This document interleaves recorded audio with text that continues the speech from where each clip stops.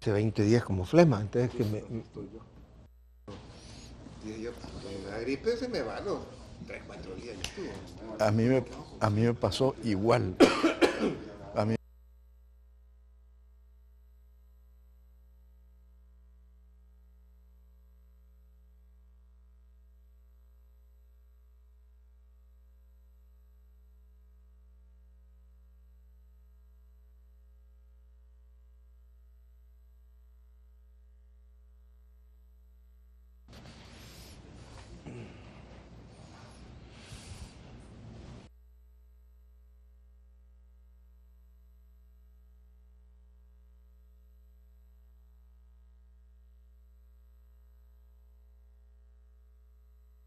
Pensando en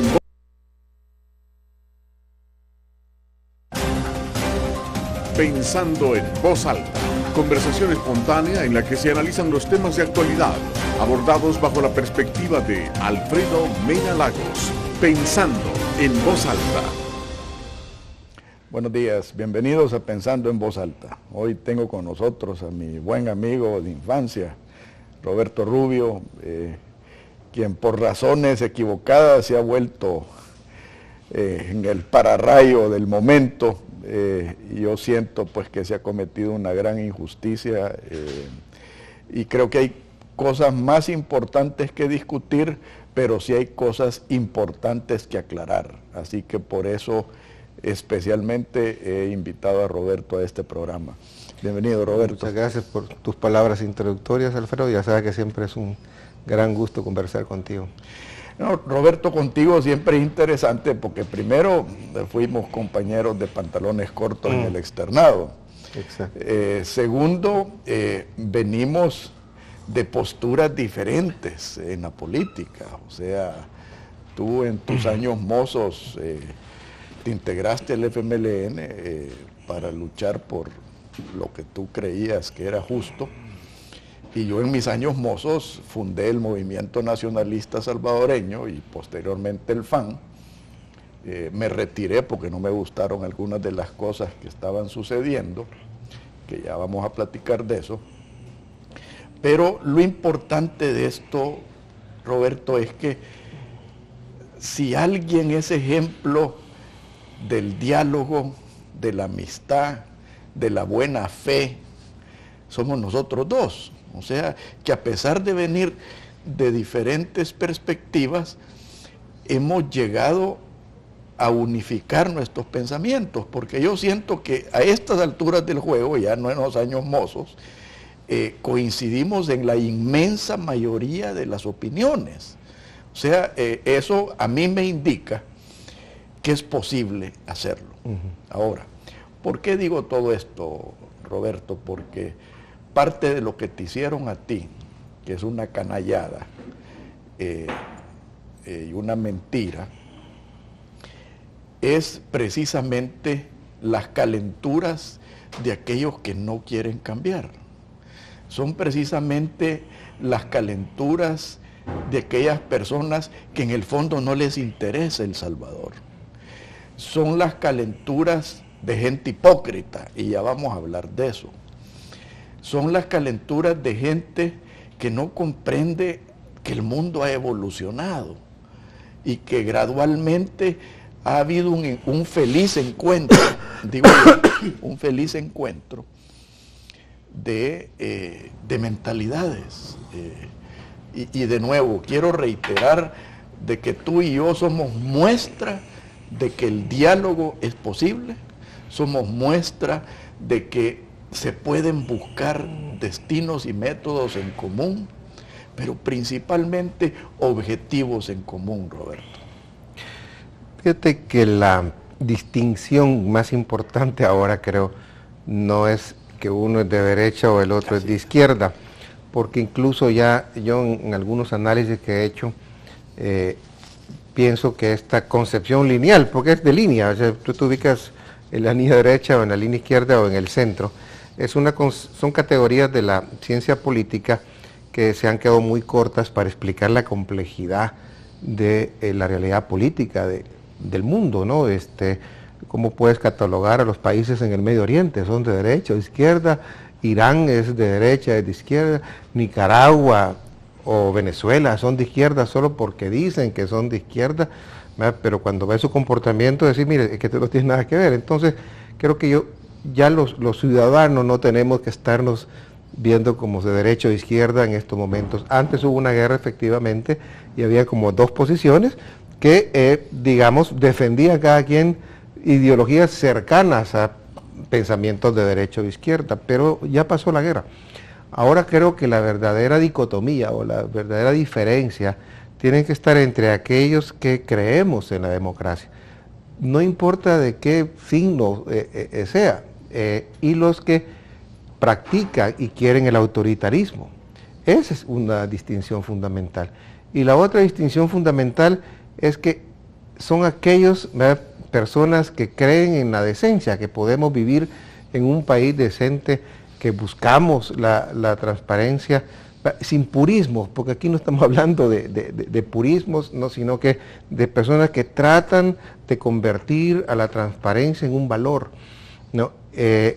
Y estas personas, la diferencia con las otras es lo importante, con aquellas que han convertido la opacidad en un quehacer de la política, aquellos que han convertido en la picardía una forma de ejercer la política y eso y de enriquecerse. En ambos lados, ¿verdad? Y sucede en ambos lados, es decir, exacto, porque es que ya no es, te digo, la diferencia izquierda-derecha. Porque yo también he sido, tal como tú, yo también he sido víctima de desinformación y de rumores y de cosas que han venido, creo yo, de mi lado. De tu lado, igual tú. Porque a veces, como dice el dicho, ¿cómo es el zapato? La cuña para que apriete tiene que ser del mismo palo. Entonces duele más, tiene más credibilidad. Entonces yo creo que estas distinciones de derecha e izquierda son bien simplistas, porque además te llevan a esos argumentos que dicen, cuando tú los criticas, cuando tú pudiste haber criticado pues al gobierno, ya les estás haciendo el juego a la izquierda, o te hiciste izquierdista, o te vendiste a la izquierda. Es la que manera, lo has dicho. Pues sí, exacto, es la manera más simple, ¿no?, de debatir, es la manera más superficial de debatir. Igual, cuando los que estamos, llamémoslo así, entre comillas, izquierda, pero o tenemos posiciones que creemos en la democracia, en la libertad de expresión, en la justicia, en la igualdad, etcétera. Cuando criticamos a los que están en el gobierno de una posición que se llama de izquierda, igual, entonces la manera de descalificarte es simplemente decirte sos de derecha, punto, no discuten tus argumentos, nada, simplemente sos de derecha, punto, y sos comprado por la derecha. Eso es lo que lleva a esa dicotomía, porque yo creo que a las personas hay que valorarlas no tanto con lo que piensan. Cualquiera te puede decir ahora soy transparente, cualquiera te puede decir soy demócrata, cualquiera te puede decir mire yo lucho no contra la corrupción, pero a veces se hace para esconder justamente, porque el cinismo también ha alcanzado una cima alta, y tú tienes personeros en este país que han dicho que bien la transparencia, pero tú sabes que son los más pícaros, ¿no?, y los más sinvergüenzas, ¿no? Y lo hacen simplemente pues para tenerse ese manto de protección.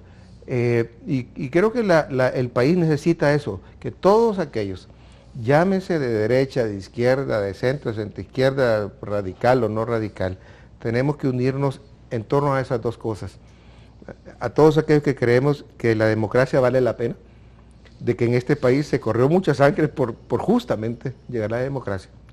Y para todos aquellos que creemos que hay que terminar con la corrupción, que la corrupción descompone los estados y las sociedades.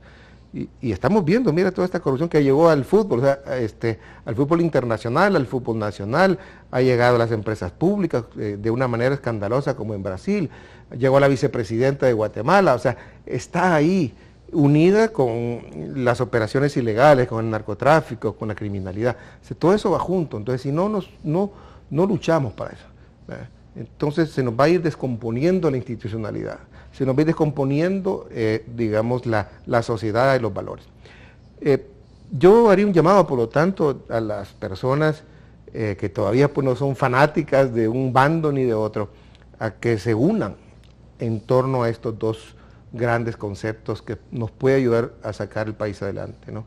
Queremos democracia, queremos decencia. Y ahí, así de sencillo, ¿eh?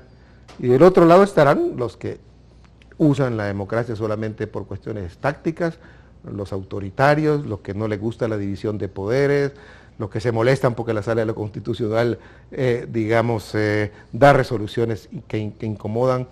Ahí van a estar todos aquellos también que nos atacan porque de alguna manera preguntamos cosas incómodas, porque estamos combatiendo la opacidad.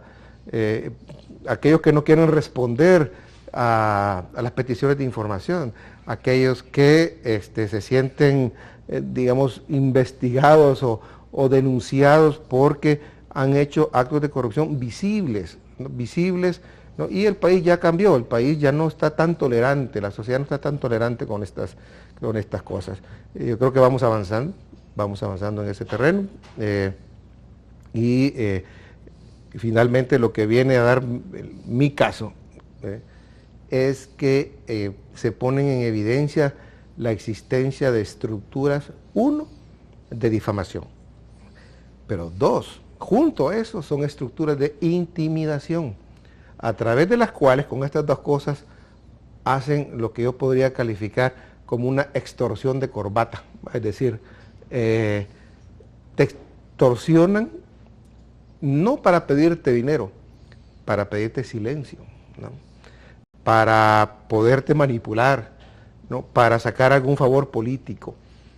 Esas estructuras son las que creo que en mi caso han salido a flote. No tienes idea de la cantidad de personas que ha llegado a contarme, que me ha dicho, mira, a mí me han hecho lo mismo y le quiero contar esto y esto, ¿no? Otros que me dicen, mire, yo le voy a dar esta información, pero yo no puedo porque me han prácticamente amenazado de que yo tengo un caso ahí en la justicia o ¿no? O a mí me pusieron una foto aquí, ¿no? que me mandaron para que yo no pelee este caso o no denuncie esto. Esas estructuras justamente son las que aparecieron con esto y que creo que mucha gente no se atrevía. Ahora, que son estructuras que vienen del pasado, ¿verdad? Porque esto ha ocurrido desde los gobiernos de Arena. No es exclusivo de este gobierno, ni de este anterior, ni de este partido. Ajá, por eso, no es exclusivo. También en las épocas acuérdate, desde los militares, ¿no? Que ahí habían estructuras también, ya era de producir miedo, pero a través de la agresión física, y ya en democracia, estructuras que también te usan para desprestigiarte, estructuras que estuvieron vinculadas a los gobiernos de Arena, ¿no? Yo creo que ahí a nosotros nos acusaban antes también de ser de izquierda. Lo que pasa es que antes la diferencia era que no había este desarrollo de las redes sociales. Esto va apareciendo, creo yo, en el periodo, si no me equivoco, de Saca, es cuando viene toda esa expansión de las redes sociales y que permite usar la difamación de una manera como más sutil y más masiva. Ya no es la llamada de alguien que te va a decir, mire, por favor no se ande metiendo aquí, ya no es la amenaza de ese tipo, ya son otras formas mucho más sutiles, ¿no? Y eso, por eso es que ahora lo estamos viendo con más fuerza en estos gobiernos, pero el chantaje político, la intimidación de este tipo no es exclusiva, por supuesto, solo de este o del anterior gobierno o de los anteriores gobiernos. Y creo que aquí es un problema del sistema. No, y fíjate que esto, yo tuve la dicha de formarme en los Estados Unidos, y en los Estados Unidos hay una expresión que se llama el asesinato del carácter. O sea que antes era el asesinato físico. Hoy se está recurriendo con más frecuencia al asesinato del carácter como instrumento para anular a los incómodos. Exacto. Como instrumento para anular una crítica constructiva, que es el caso tuyo, pues, y ha sido el caso mío. En ese sentido, Yo sí te acompaño, Roberto, y me solidarizo contigo al 110% en este caso. O sea, y ahí pues siempre me tendrás a la orden. No, muchísimas gracias. En el próximo segmento, a mí me gustaría hablar de la instrumentalización política, porque especialmente en estos momentos es algo muy delicado, que creo yo vale la pena analizar, porque se está generando un ruido que a mí me preocupa mucho, un ruido destructivo, un ruido que nos puede llevar a un nuevo conflicto, y un nuevo conflicto que va a ser peor que el pasado, porque va a venir revestido de elementos que en el pasado no existían. Por favor, no nos cambie, ya volvemos.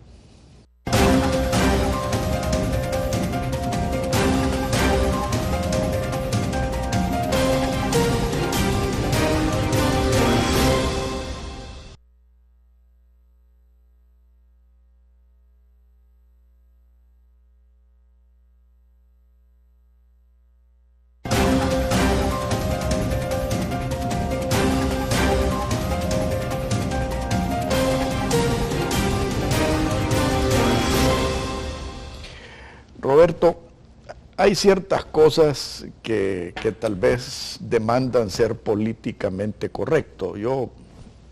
A mí me cuesta aceptar ese concepto y no estoy en el negocio de ser políticamente correcto. Pero sí me parece a mí que si un rol debemos jugar es el de analizar objetivamente lo que está sucediendo.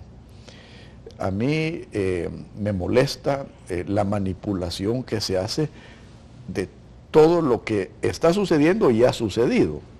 Y te voy a poner un ejemplo, y esta es una opinión muy personal. Repito, es una opinión muy personal. Yo no creo que Monseñor Romero sea beato, ni mucho menos santo. Monseñor Romero murió por su acción política. Él no murió luchando por la fe, ni por... En ese sentido, y creo que es lo que le molestó al Papa Juan Pablo II, era la manipulación que se hacía de las homilías de Monseñor Romero y posteriormente el asesinato de Monseñor Romero. En ese sentido, a mí me molestó mucho, y hablando de hipocresía, escuchar a un tipo que supuestamente lucha por los pobres y sin embargo viajó por todo el mundo derrochando el dinero, ¿verdad? Fue a Vietnam a hacer qué, no sé, ¿verdad? El tipo, cuando vio a Robertillo D'Aguizón ingresar a ese escenario político que fue la beatificación de Monseñor Romero, acusó a Robertillo de ser hipócrita, ¿verdad? Y ese es como, en el caso de él, es como el tucán hablando de narices, ¿verdad? A mí me molestó, porque más hipócrita que él no puede haber, ¿verdad? Es un tipo de que ha hecho negocios oscuros y se ha molestado porque se ha solicitado información, ¿verdad? Es un tipo que se ha negado a dar información de los viajes y de los viáticos, ¿verdad? Entonces, es el tipo de gente que le está metiendo un ruido bastante destructivo a lo que yo creo que debe ser un diálogo constructivo. Hay otro tipo de gente, y aquí voy a mencionar un chabacán que se las da de analista político, que llegó a decir que lo del 32 era una masacre de indígenas. Y ahí yo no creo que podés achacar a Faramundo Martí de indígena. Ahí fue el comunismo utilizando a los indígenas para un alzamiento comunista. Este mismo chabacán, y te digo, le digo chabacán porque es verdaderamente chabacán, en un programa de televisión, dijo que cuando asesinaron a Monseñor Romero, en la colonia San Benito, en la Escalón y en la San Francisco, la gente celebró, ¿vea? Eso es tan canalla como que si alguien viniera a decir de que en las barriadas del Salvador celebraron el asesinato de Roberto Poma y de Mauricio Borgonovo y del doctor Rodríguez Porte.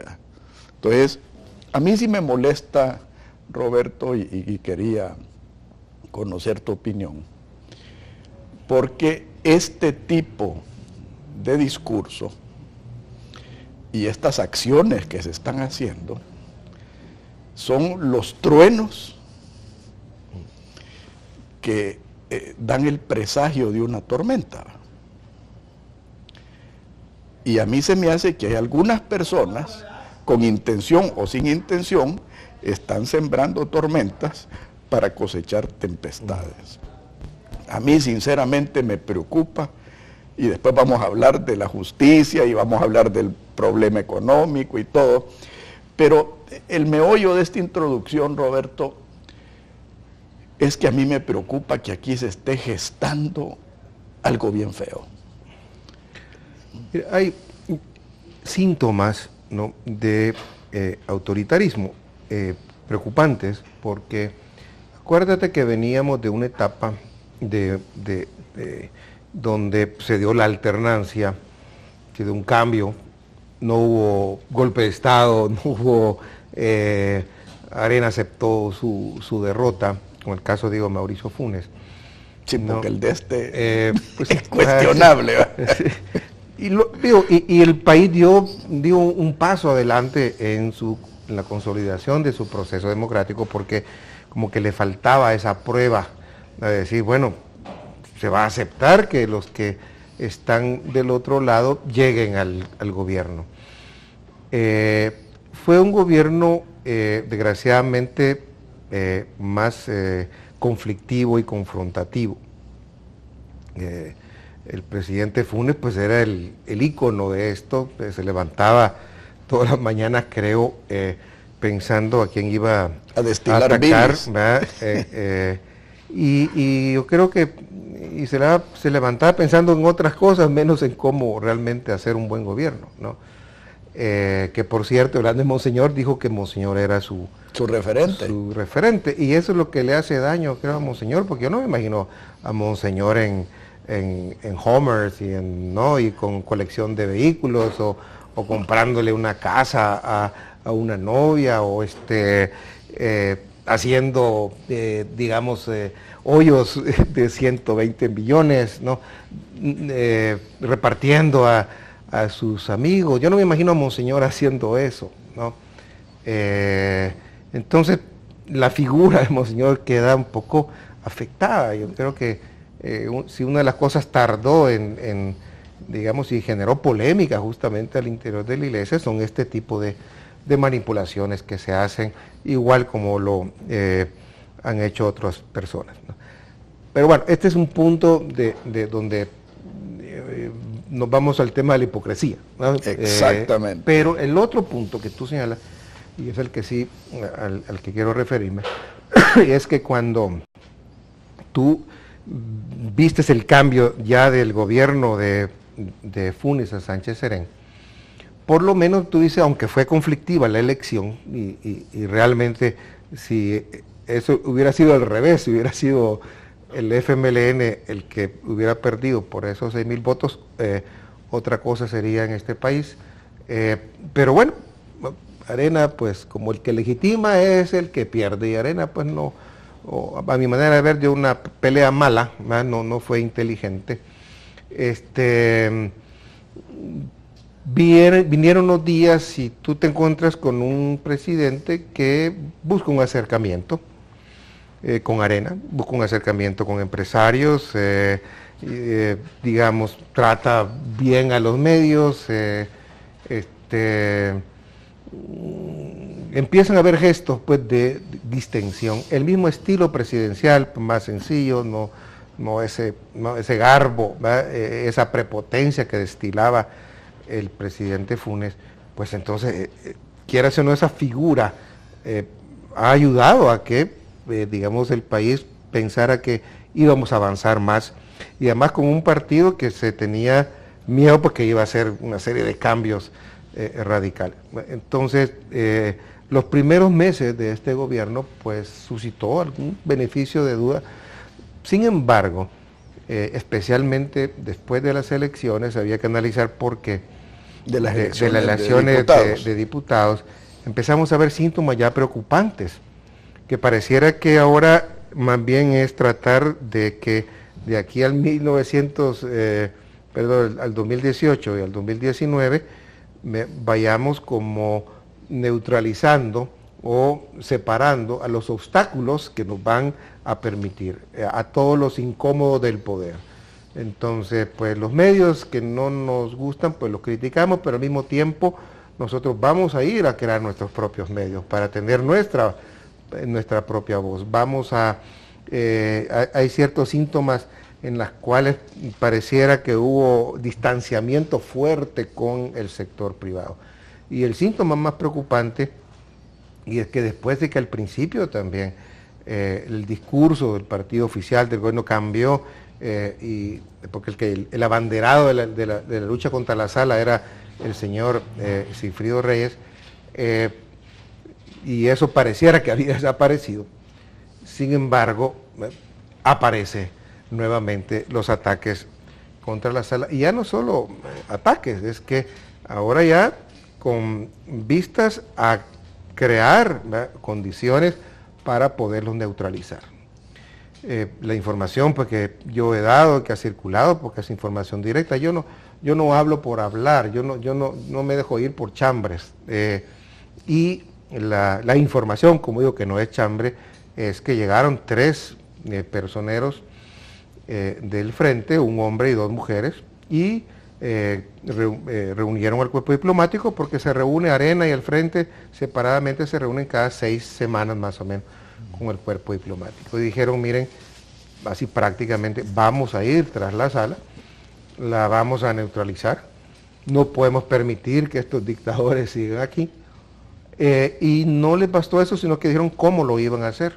Las 3 medidas que están cocinando para que quitar a la única institución independiente. O sea, entonces es preocupante del gobierno y de la partidocracia. Sí, exacto. es que han mostrado, tú y yo, de seguro, algunas de las resoluciones de ellos no nos han gustado o cometieron errores, ¿no? Pero básicamente han venido enderezando el sistema político y corrigiéndole la plana a la partidocracia.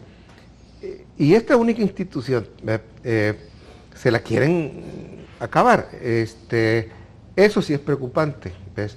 Y sería preocupante también que con la excusa de combatir la inseguridad, pues se refuercen los controles territoriales, los controles de las comunicaciones, los controles del ciudadano, más inteligencia, más sofisticación en inteligencia, y si eso no es bien encauzado, más bien lo que puede producir son reducción de espacios hacia la democracia.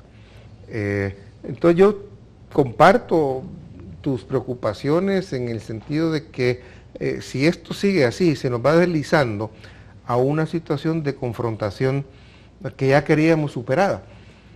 Pero pareciera que hay mentes, hay dirigentes, no todos, bueno, pero hay dirigentes que ahora, con tal de defender ya ni siquiera sus ideas, fíjate, sino intereses económicos, sus negocios, que ya no es tanto defender una ideología. Ahora se ocupa el Estado, como se hizo antes también, y tú lo sabes bien, cómo el Estado se ocupó para hacer competencia desleal, para hacer fortuna propia, y esos mecanismos de antes pues se siguen usando ahora, y ya no es por defender ideas. Antes se decía que sí, por defender la patria, ¿no? Ahora por defender al pueblo. Por luchar a los pobres, sí, por los pobres. Entonces, pero en el fondo son defensa de intereses económicos. Y no es justo que este país, que tanto nos ha costado tantas muertes y que estamos con estos problemas, que la principal vocación de mucha de esta gente sea ver cómo hace fortuna. cómo usa el Estado. Eso nos va a llevar, digo, a mal, y por lo tanto, la lucha contra la corrupción tiene que ser una lucha fuerte del ciudadano. Mira lo que pasa en Guatemala. Pero Guatemala rebalsó el vaso. Aquí las condiciones son diferentes, porque bueno, hay dos partidos fuertes en Guatemala. Lo que era una desventaja hasta cierto punto, que no había partidos fuertes, un montón de partidos, se les convirtió en una ventaja porque está pulverizado. Digamos que está más, más pulverizado los partidos políticos, entonces el ciudadano emerge con más fuerza.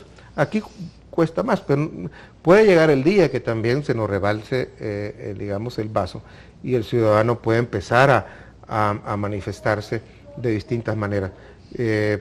Yo llamaría pues a las personas, a los ciudadanos que sean más exigentes con sus funcionarios, de que sean menos tolerantes con la corrupción, porque no es cierto que todos son iguales, ¿no? Que ese es un gran problema, porque mucha gente cuando llega y dice, mire que todos son iguales, llegó a Arena, mire, pensamos que iba a haber el cambio y siguen haciendo lo mismo. Eso es peligrosísimo pensarlo porque te lleva a la indiferencia política. Y no es cierto que todos son iguales, podemos hacer las cosas diferentes. Aquí lo que hay es un problema del sistema. Hay una cita, ahora no me recuerdo del autor mexicano, que le preguntaron, mire, ¿y el sistema mexicano es corrupto? Y él dijo, no. La corrupción es el sistema político mexicano. ¿Ah? Entonces, un poco cínico. Son las formas de ejercitar el poder, son esas prácticas que, digamos, no importa la ideología, te absorben. Cuando tú llegas, esa estructura, ese poder te deforma, ¿no? En el próximo segmento quiero retomar tu análisis de el ahora y el después, porque yo creo que sí hay un punto de inflexión, y estoy de acuerdo contigo, que fueron las elecciones a diputados. Ahora, me gustaría que analizáramos el por qué y cómo. Por favor, no nos cambie, ya volvemos.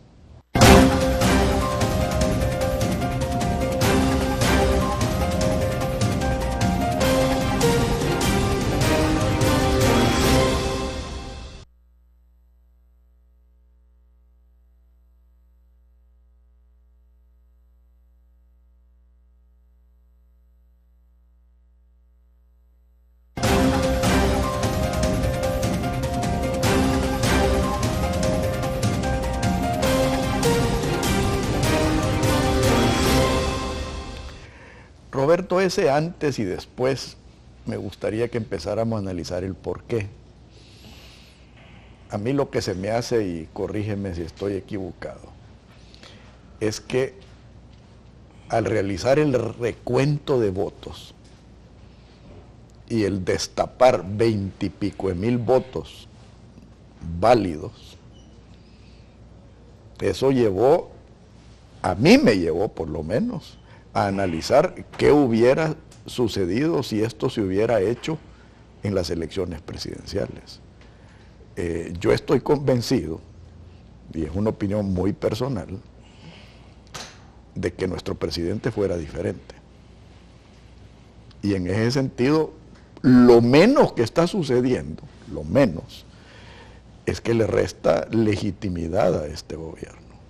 Legalidad, creo que tú mismo lo has dicho, Arena hizo una pésima defensa de ese proceso,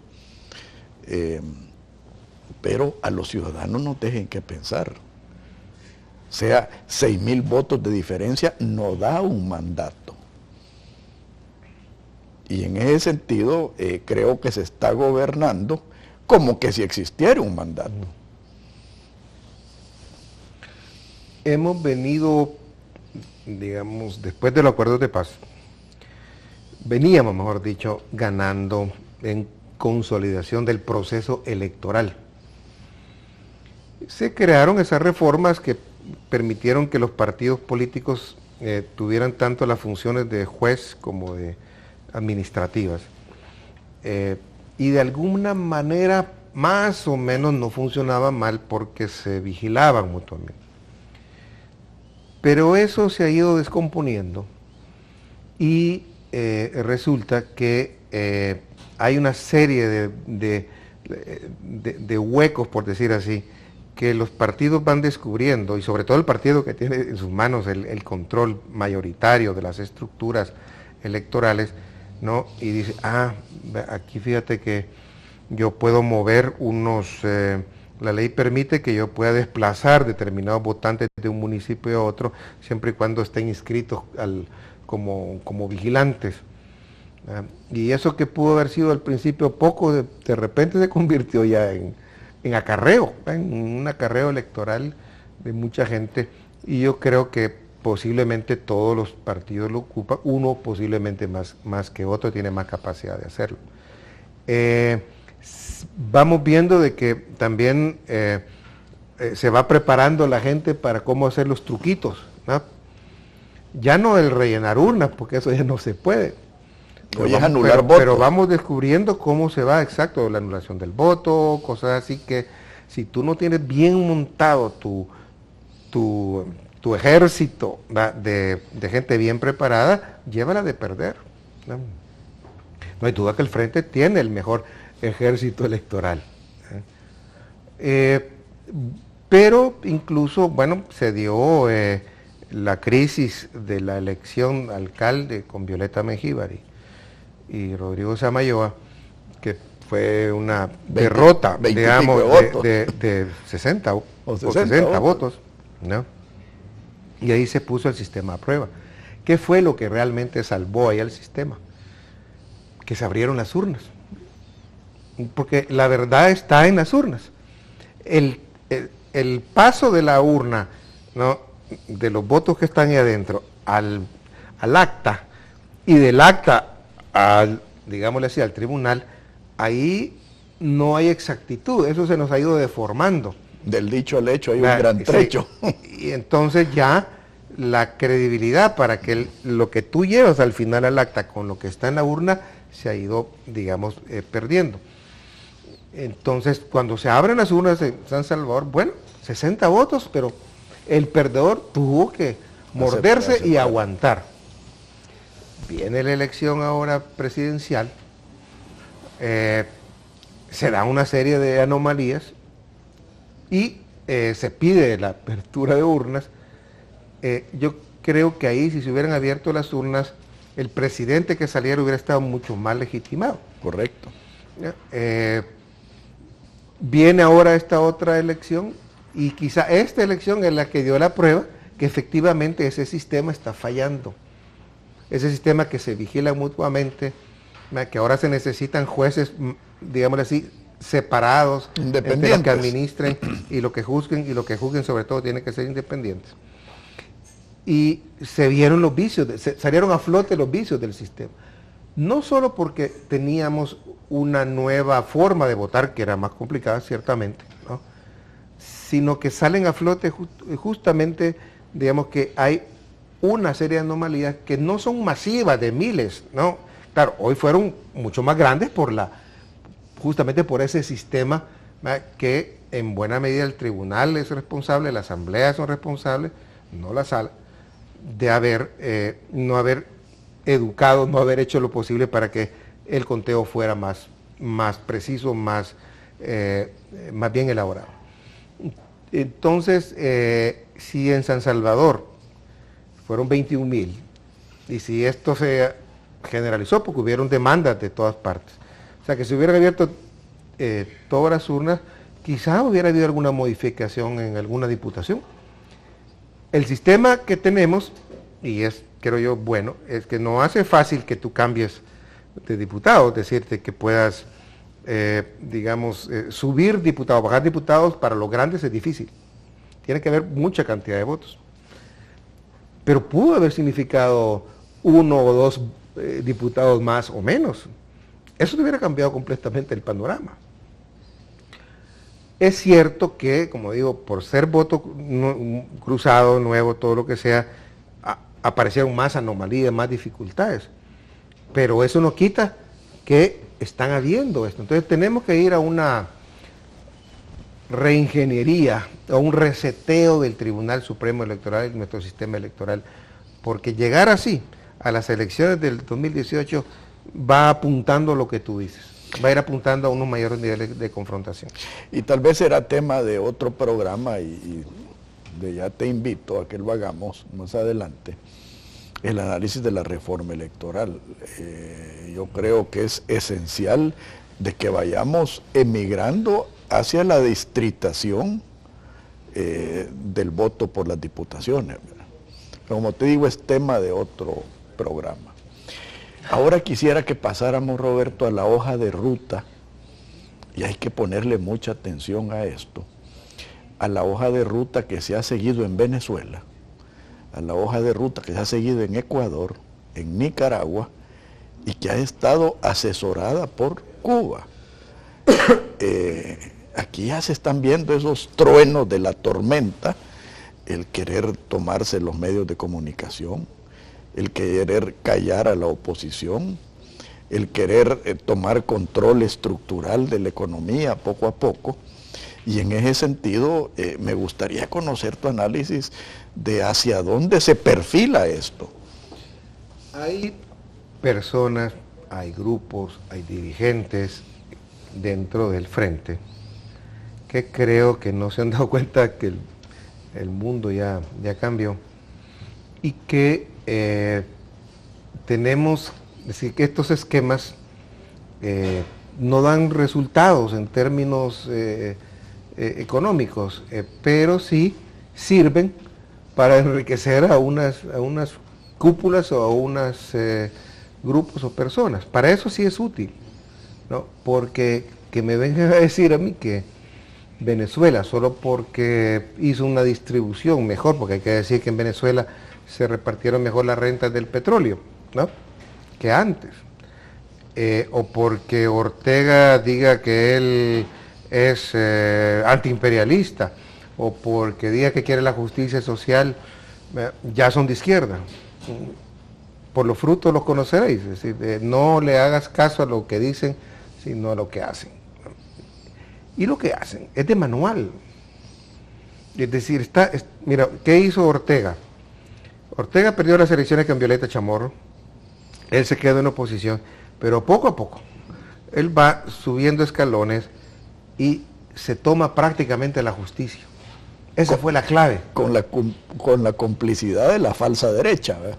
Y con Arnoldo Alemán, que por cierto lo tenía chantajeado porque como tenía el control de la justicia, meten a la cárcel a Alemán. Entonces el juego era, mira, yo te saco, ¿verdad?, pero me das algo a cambio. Y ahí tenían agarrado un montón de gente con el sistema de justicia. Y como bien también creado cierta fortuna, les permitía tener determinadas penetraciones. Han ido poco a poco, no se enfrentaron directamente a los medios de comunicación, ahí está la prensa todavía, pero han ido comprando, ¿no?, televisiones, radios, y van, ¿no?, entrando y controlando la esfera de las comunicaciones. Van hacia el sector empresarial y le dicen, mire, ¿quiere ganar? Hable conmigo, ¿no? Usted tiene problemas de medio ambiente, que ahí no le dan permiso, hable conmigo. Yo le voy a hacer ganar a usted. Ustedes, señores de dinero del COSEP, ¿no? ¿Cómo se llama? Pero déjeme la política. Pero déjeme la política a mí, déjeme a mí la democracia, que esta democracia, tal como yo la entiendo, es mía. Es mía, barrieron prácticamente con las ONGs incómodas, ¿no? Y así fueron poco a poco, ¿no?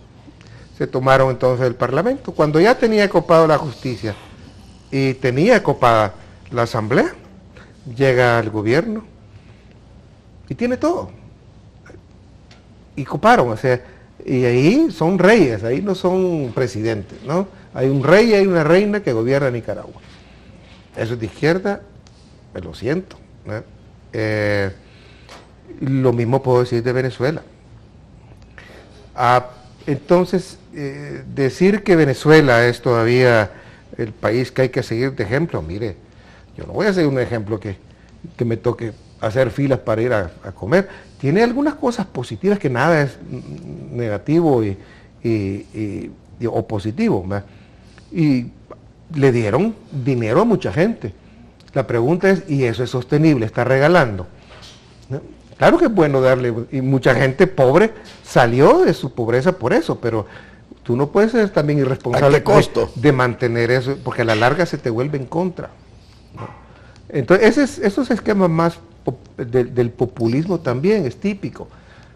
Programas sociales de ir regalando, después no lo puedes mantener y entonces todos vamos a pagar el pato posteriormente. Vamos a otro estadio, Roberto. A mí me llamó poderosamente la atención el hecho de que el presidente de la República viajó con un verdadero séquito a Cuba. O sea, primero, ¿qué es lo que nos va a dar Cuba a nosotros? ¿Qué nos puede enseñar? Y segundo, que sí creo que puede enseñar cosas malas, porque Cuba ha sido la que ha orquestado lo que está sucediendo en Venezuela. La venezolanización de la Fuerza Armada me preocupa. Me preocupa también el aparato de inteligencia y de seguridad del Estado. En ese sentido, ¿qué fue a hacer verdaderamente el profesor Sánchez Serén a Cuba con tantos ministros por 2 días? Pero yo no sé, porque desconozco la agenda. No, aquí estamos hablando de la agenda escondida, no de la pública. Lo que salió incluso del tema de los medicamentos, ¿no? Bien, el problema, creo yo, es que acuérdate que Cuba tiene un peso, ¿verdad?, sobre el frente, ¿no? Históricamente así ha sido. Pero aquí es donde uno ve que el mundo está cambiando. A mi manera de ver, leyendo entre líneas, ya Cuba sacrificó a Venezuela por su acercamiento con Estados Unidos. Esa es mi impresión. Ya en Cuba hay un sector que es el que tiene el control, que viene del ejército, que creo que ya, digamos, ha dicho, miren, esto no tiene viabilidad si no nos aproximamos a Estados Unidos. Todavía con el esquema chino, porque también esto que te digo de manual, es el esquema chino de decir, vamos a crecer, o sea, vamos a abrir al capitalismo, ¿no? Pero todavía el capitalismo es para la economía, pero no para la política. Es decir, la democracia no cabe en ese esquema, que es el esquema chino. Y ese creo que es el modelito, si le podemos llamar así, que se está siguiendo en algunos países. Un caso, Nicaragua creo que es el más ejemplar en esto, ¿no? Venezuela es un poco diferente, ¿no? Porque ahí hicieron más bien una serie de medidas, que un menjurje de medidas que no sabía de qué tipo era, capitalistas, socialistas, expropiaciones, o sea, se fue por otro nivel. En Nicaragua no ha habido expropiaciones de la manera como se dieron en Venezuela, ¿no? Sí expropian al empresario que les es molesto, como acaba de pasar ahí con un hotel en Nicaragua. En Ometepe. Entonces, ¿qué se puede esperar de Cuba? Si Cuba ya está más bien, es decir, no tiene mucho que darte, que ofrecerte, están mal, es decir, mal económicamente, ven su salida en el acercamiento con Estados Unidos.